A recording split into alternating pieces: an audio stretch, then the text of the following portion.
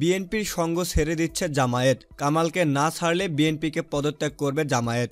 যখন বিএনপি থেকে জামাতকে বাদ দেওয়ার জন্য বিভিন্ন মহল থেকে দাবি সোচ্চার হচ্ছে, তখনই জামাতই বিএনপিকে হুমকি দিয়েছে যে ডক্টর কামাল হোসেনকে বাদ না দিলে তারা 20 দলীয় জোটে থাকবে কি না বিবেচনা করবে।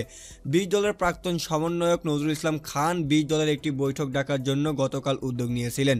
20 দলের বিভিন্ন শরিক দলের যোগাযোগ শুরু করেন। সে সময় জামায়াত তাদেরকে বলেছে বিএনপি এবং 20 দলের যে দুরবস্থা এর মূল কারণ ডক্টর কামাল হোসেন। তারা শর্ত দিয়েছে যে ডক্টর কামাল হোসেন বা ঐক্যফ্রন্টের সঙ্গে ঐক্য করে 20 দলের ঐক্য করা যাবে না, যে কোনো একটা পথে থাকতে হবে বিএনপিকে। বিএনপির একাধিক দায়িত্বশীল সূত্র থেকে জানা গেছে 30 ডিসেম্বরের নির্বাচনের পর থেকে জামায়াত এবং বিএনপির সম্পর্কের অবনতি ঘটেছে। জামায়াত মনে করছে যে জাতীয় ঐক্যফ্রন্টের সঙ্গে ঐক্যের কারণেই বিএনপির এই ভরাডুবি হয়েছে।